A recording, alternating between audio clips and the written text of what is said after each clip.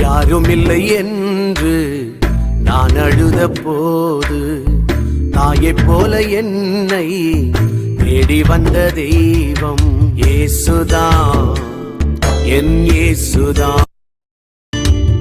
யாரும் இல்லை என்று நான் அழுத போது தாயைப் போல என்னை தேடி வந்த தெய்வம் இயேசுதான், என் இயேசுதான்.